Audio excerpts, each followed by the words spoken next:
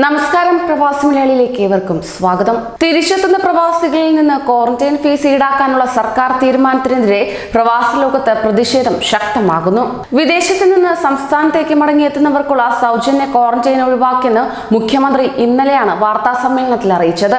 Quarantine ചിലവ് അവരവർ തന്നെ വഹിക്കേണ്ടി വരുമെന്നാണ് മുഖ്യമന്ത്രി ഇന്നലെ അറിയിച്ചത്. വിദേശത്ത് നിന്ന് കേരളത്തിലേക്ക് എത്തുന്നവർക്ക് ആദ്യത്തെ 7 ദിവസം സർക്കാർ ക്വാറന്റൈനും അതിനുശേഷം 7 ദിവസം വീട്ടിലെ ക്വാറന്റൈനുമാണ് നടപ്പാക്കി വന്നിരുന്നത്. ഇൻസ്റ്റിറ്റ്യൂഷണൽ ക്വാറന്റൈനിൽ കഴിയുന്നവരുടെ ചെലവ് സർക്കാരാണ് വഹിച്ചത്. എന്നാൽ ഇനി മുതൽ വിദേശത്ത് നിന്ന് വരുന്നവരുടെ 7 ദിവസത്തെ ചെലവ് അവർ തന്നെ വഹിക്കണം. നിരവധി പേർ എത്തുന്ന സാഹചര്യത്തിൽ ചെലവ് വഹിക്കാനാവില്ല. ഇപ്പോൾ ക്വാറന്റൈനിൽ കഴിയുന്നവർക്ക് ഇത് ബാധകമല്ലെന്നും ആർക്കും ഇളവുണ്ടാകില്ലെന്നും മുഖ്യമന്ത്രി പറയുകയുണ്ടായി.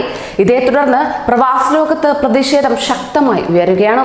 വിവിധങ്ങളായ പ്രശ്നങ്ങളാൽ ദുരിതമനുഭവിക്കുന്നവരെ പ്രത്യേകമായി തിരഞ്ഞെടുത്താണ് വന്ദേ ഭാരത് മിഷൻ വഴി നാട്ടിലെത്തിച്ചുകൊണ്ടിരിക്കുന്നത്. എന്നിരിക്കെ ഇവരിൽ നിന്ന് ക്വാറന്റൈൻ ഫീസ് കൂടി ഈടാക്കുക എന്നത് വഞ്ചനയാണെന്നാണ് പ്രവാസികൾ പറയുന്നത്. കോവിഡ് പശ്ചാത്തലത്തിൽ ജോലി നഷ്ടപ്പെട്ട സാമ്പത്തിക പ്രതിസന്ധിയിലായവർ, വിസിറ്റിംഗ് വിസയിൽ ജോലി നോക്കാനെത്തി കുടുങ്ങിപ്പോയവർ, അടിയന്തര തുടർ ചികിത്സയ്ക്കായി നിർദ്ദേശിക്കപ്പെട്ട രോഗികൾ, ഓൺ അറൈവൽ വിസയിലുള്ള ഗർഭിണികൾ, ഇങ്ങനെ ഏറ്റവും ദുരിതമനുഭവിക്കുന്നവരെ തിരഞ്ഞെടുത്താണ് വന്ദേ ഭാരത് മിഷൻ വഴി ഈ ഘട്ടത്തിൽ നാട്ടിലേക്ക് എത്തിച്ചുകൊണ്ടിരിക്കുന്നത്.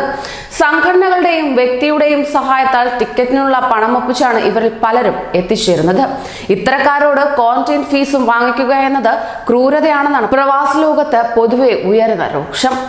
സംസ്ഥാന സർക്കാരിന് കീഴിലുള്ള വിവിധ പ്രവാസി ക്ഷേമ വിഭാഗങ്ങൾ വഴി പ്രശ്നത്തിന് പരിഹാരം കാണാൻ ശ്രമിക്കാതെ ഒറ്റയടിക്ക് തീരുമാനമെടുത്തത് വഞ്ചനയാണെന്നാണ് പ്രവാസികളുടെ അഭിപ്രായം.